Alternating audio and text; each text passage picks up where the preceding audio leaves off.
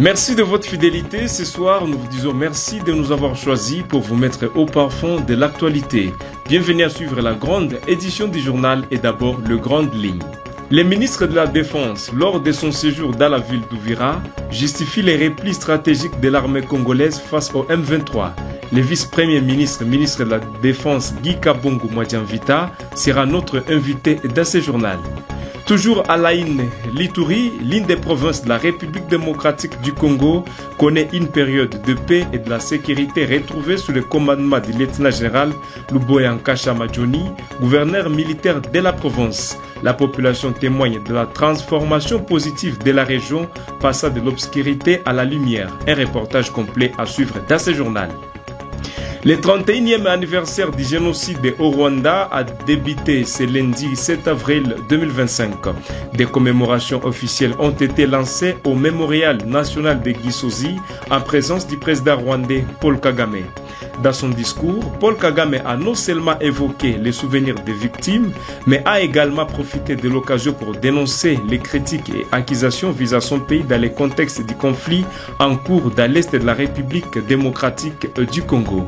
Mesdames et messieurs, abonnez-vous tout en vous installant confortablement pour les détails de ce titre.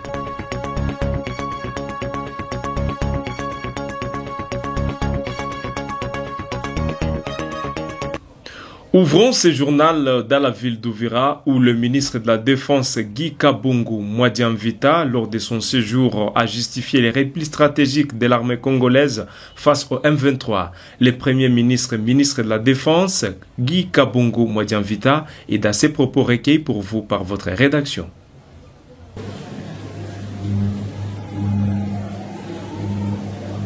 Les replis stratégiques, c'est quelque chose que l'armée congolaise n'a pas inventé.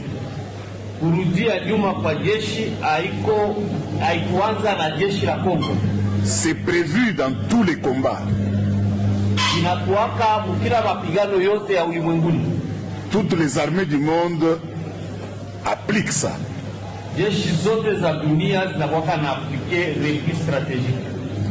Est-ce que vous n'avez jamais entendu il est où le... J'aime bien répondre en regardant celui qui m'a posé la question. Oui. Ah oui. Oui, président. Alors, vous n'avez jamais entendu, on dit que reculer pour mieux sauter, ça existe. Mais maintenant, là où vous avez raison, là où vous avez raison de vous interroger, est-ce que notre armée, les FARDC, ils utilisent cette tactique pour mieux sauter ou ils le font pour fuir? C'est ça votre raisonnement?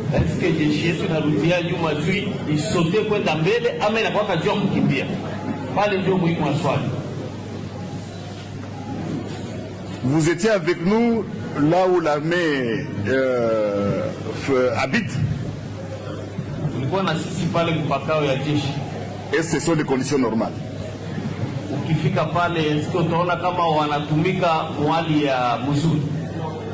Mais qu'est-ce que vous attendez d'eux alors?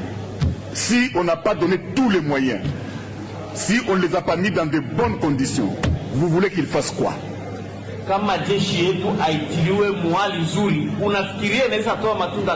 Ça c'est les politiques qu'il faut qu'on mène. Et nous sommes là pour améliorer. Toujours dans le même chapitre, le ministre de la Défense Guy Kabongo Mwadiamvita, arrivé à Uvira par voie terrestre, a été confronté aux combattants Wazalendo. Ces derniers ont exprimé leur frustration face à la présence de l'armée burundaise, accusant celle-ci de ne pas les soutenir dans leur combat contre les rebelles.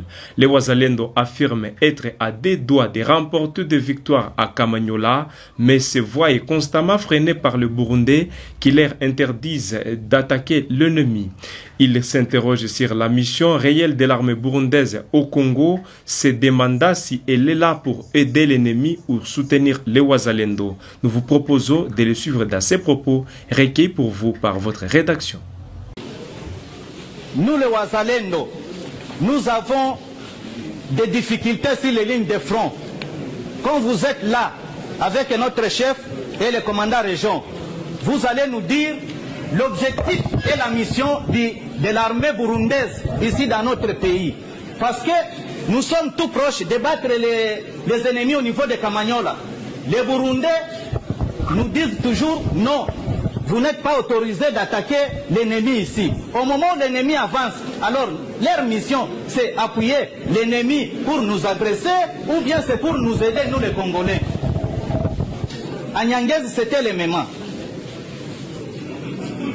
En tout cas, messieurs les ministres, le reste nous demandons les huis clos militaires avec vous.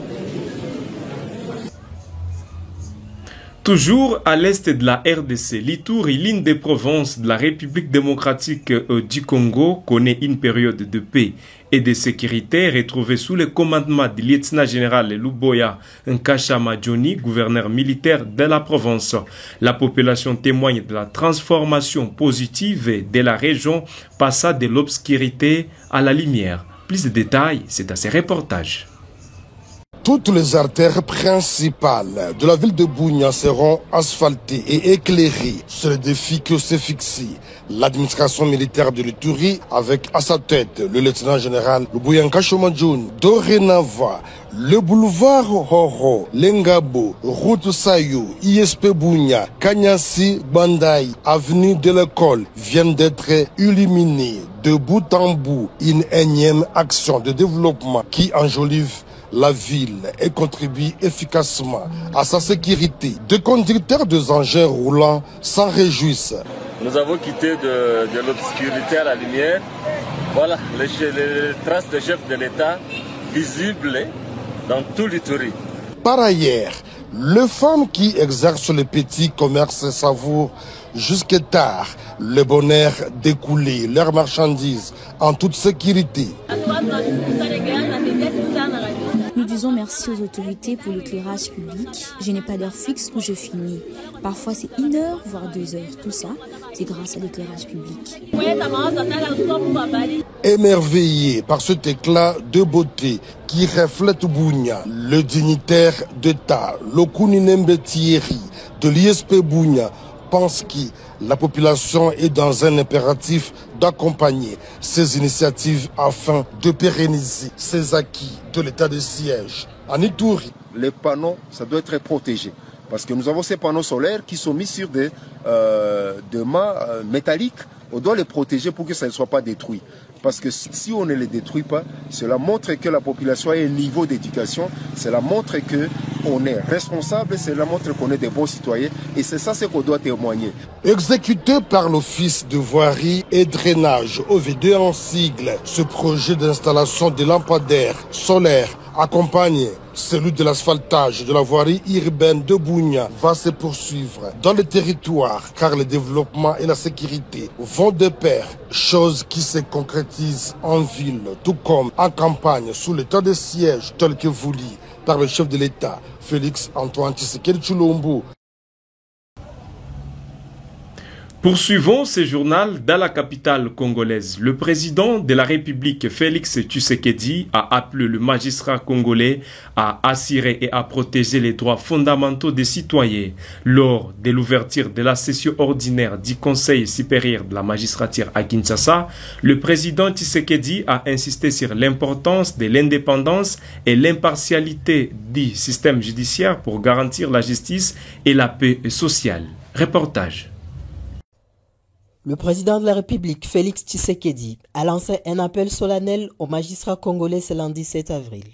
Lors de l'ouverture des travaux de la session ordinaire du Conseil supérieur de la magistrature, CSM, à Kinshasa, il a insisté sur la nécessité de garantir et de protéger les droits fondamentaux de tous les citoyens.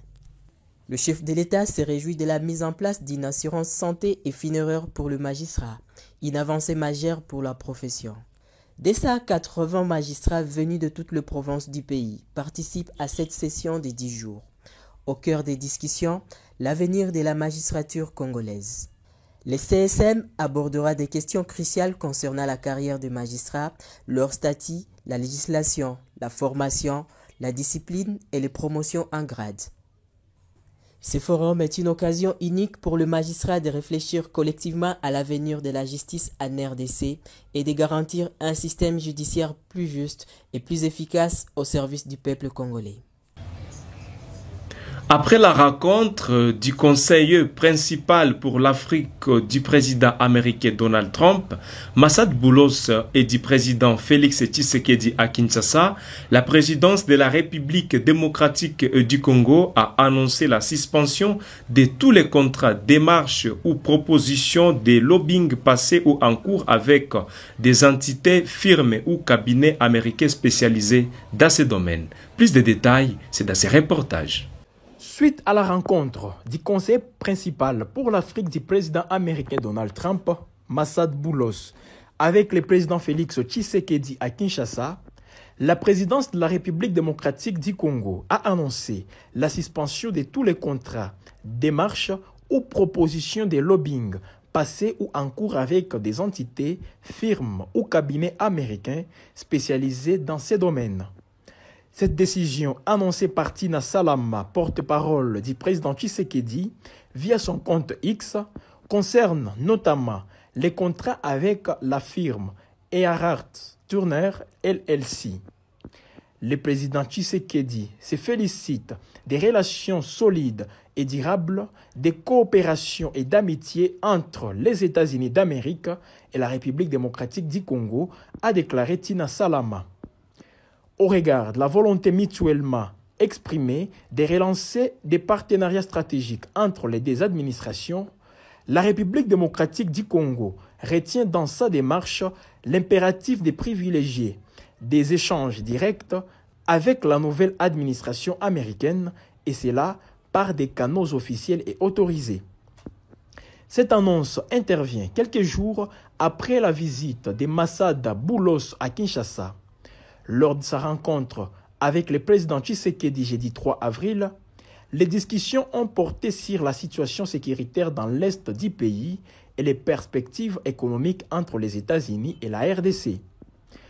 Nous avons pris connaissance de la proposition de la RDC concernant les minéraux et je suis heureux d'annoncer que le président et moi avons convenu d'une voie à suivre pour son élaboration, a déclaré Massad Boulos.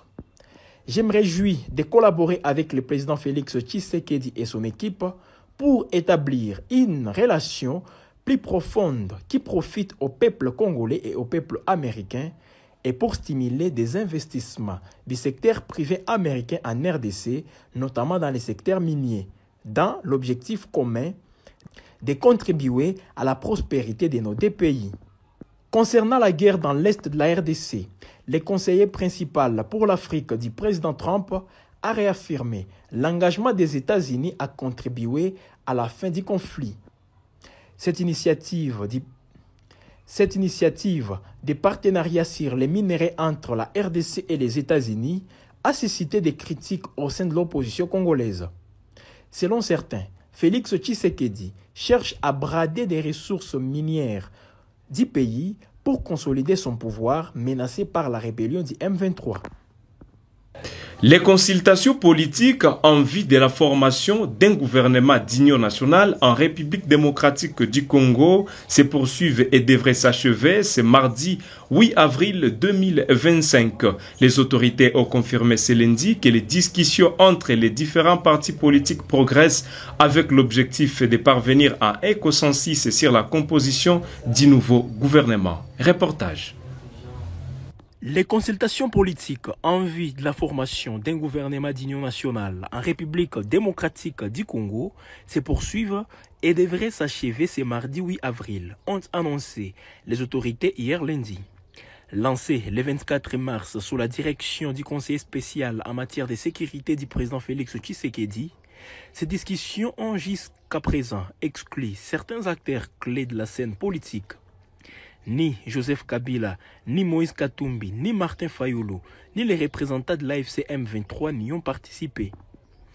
Les discussions se concentrent actuellement sur les formations issues de la majorité présidentielle et certaines organisations de la société civile. Parmi les forces politiques consultées figurent notamment l'Action des Alliés et Union pour la Nation congolaise, AA INC de Vital Kamerhe avec 32 députés. L'Alliance des forces démocratiques du Congo et alliés AFDCA de Modeste Bahati avec 30 députés. Le mouvement de libération du Congo, MLC de Jean-Pierre Bemba et ses alliés avec 23 députés. L'action des alliés tous pour le développement du Congo, DA-TDC, de Jean-Claude Chilumbaï avec 19 députés. L'Alliance Bloc 50, AB-50 de Julien Paluku avec 17 députés. L'Alliance pour l'avènement d'un Congo prospère et grand, AACPG, de Pius Mwabilou avec 17 députés. Les discussions s'articulent autour des principes jugés fondamentaux par les autorités, à savoir la suprématie de la Constitution, l'unité nationale, l'intangibilité des frontières, la souveraineté, le respect des institutions établies et la gouvernance inclusive. Le conseiller Kolongele Eberande a précisé ces principes lors d'un point de presse. La question de l'inclusion de tous les acteurs politiques dans les gouvernements d'union nationale reste cependant posée. L'absence de certains partis politiques, l'absence de certains partis d'opposition et des mouvements armés soulève des interrogations quant à la capacité de ces gouvernements à réunir l'ensemble du pays et à répondre aux défis auxquels il est confronté.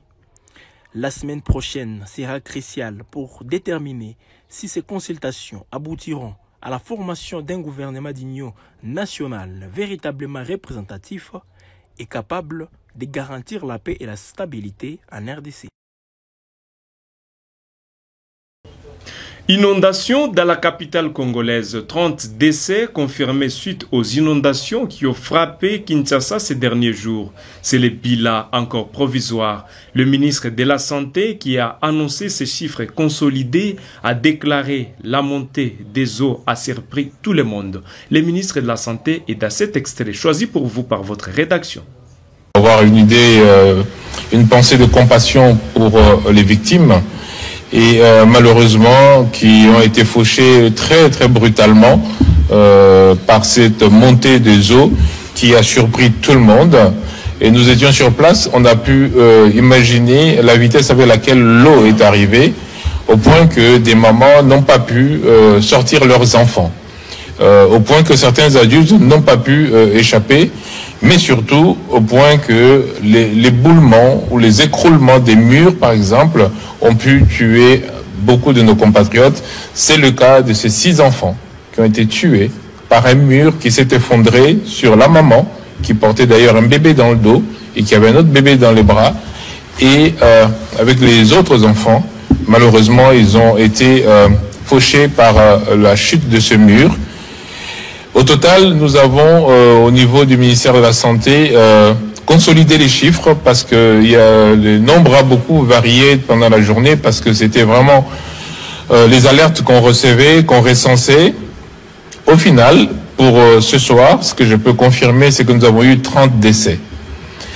Et ces 30 décès sont intervenus avant que nous intervenions, avant que les secours n'interviennent, c'est-à-dire pendant la période de pluie.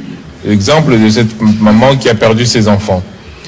Nous sommes intervenus, nous, quant à nous, dans la nuit, de samedi à dimanche déjà. Nos ambulances circulaient déjà. Nous avons dépêché des équipes médicales et nous avons pu donc intervenir et sauver beaucoup de nos compatriotes. De fortes pluies ont provoqué des inondations massives dans la capitale congolaise, causant des dégâts importants et des pertes humaines. Le ministre des Infrastructures, Alexis Guissaro, a déclaré qu'il s'agit d'une catastrophe naturelle et a mis en avant les dérèglements climatiques comme facteur principal. Guissaro est dans cet extrait choisi pour vous par votre rédaction. Prévisible, sûrement pas. Parce qu'il s'agit là d'une catastrophe naturelle. Vous savez qu'aujourd'hui, nous vivons un phénomène mondial, qui est le phénomène de dérèglement climatique et qui frappe indistinctement toutes les parties du monde.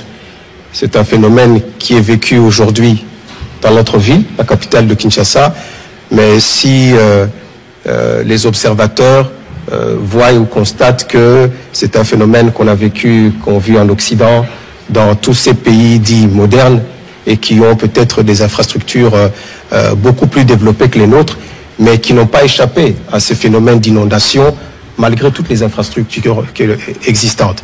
Donc il s'agit ici véritablement d'un phénomène naturel, une catastrophe, et bien sûr qu'au-delà de la catastrophe, il faut qu'il y ait des réponses. Et c'est là que le gouvernement intervient pour soulager un tant soit peu, bien sûr, les dégâts et les conséquences qui sont vécues par la population. Donc, prévisible non, mais la réponse doit être trouvée par le gouvernement. Mais on verra bien d'ailleurs les... Et pour finir ce journal, mesdames et messieurs, rendons-nous au Rwanda où le 31e anniversaire du génocide du Rwanda a débuté ce lundi 7 avril. Des commémorations officielles ont été lancées au mémorial national de Gisozi à présence du président rwandais Paul Kagame. Dans son discours, Kagame a non seulement évoqué les souvenirs de victimes, mais a également profité de l'occasion pour dénoncer les critiques et accusations visant son pays dans le contexte du conflit en cours dans l'est de la République démocratique du Congo. Plus de détails, c'est dans ces reportages. Les commémorations du 31e anniversaire du génocide perpétré au Rwanda en 1994 ont débuté ce lundi 7 avril. Le président Paul Kagame, lors de son discours au mémorial national de Gisozi, a profité de l'occasion pour dénoncer les critiques et accusations visant son pays dans le contexte du conflit en République démocratique du Congo. Kagame a affirmé que les Rwandais ne se laisseraient pas intimider par des sanctions et a lancé un message clair. Si quelqu'un se présente et dit qu'il veut vous sanctionner, qu'il aille en enfer. Il a également dénoncé la stigmatisation des Tutsis congolais et les discours de haine qui alimentent les conflits dans l'est de la République démocratique du Congo. Les commémorations se poursuivront pendant 100 jours avec des événements comme la marche du souvenir à Kigali où plus de 2000 jeunes ont participé ce lundi et une veillée nocturne au stade Beka Arena. Nathanaël Mugisha, jeune participant à la marche du souvenir, a déclaré « Pour avancer, nous devons savoir ce qu'il s'est passé, comprendre d'où vient le pays et vers où il se dirige. » Le génocide de 1994 a coûté la vie à près de 800 000 personnes à l'espace de 100 jours. Les commémorations de cette année se déroulent dans un contexte de tensions accrues entre la République du Rwanda et la République démocratique du Congo, accusant mutuellement de soutenir des groupes armés dans l'est du pays. Ce fut pour nous un plaisir de vous compter nombreux ce soir, afin que nous puissions vous mettre au parfum de l'actualité. C'est la fin donc de cette édition du journal. Nous vous appelons à vous abonner si vous ne l'avez pas encore fait. On se fixe un nouveau rendez-vous à la prochaine pour d'autres actualités. Bonne soirée chez vous.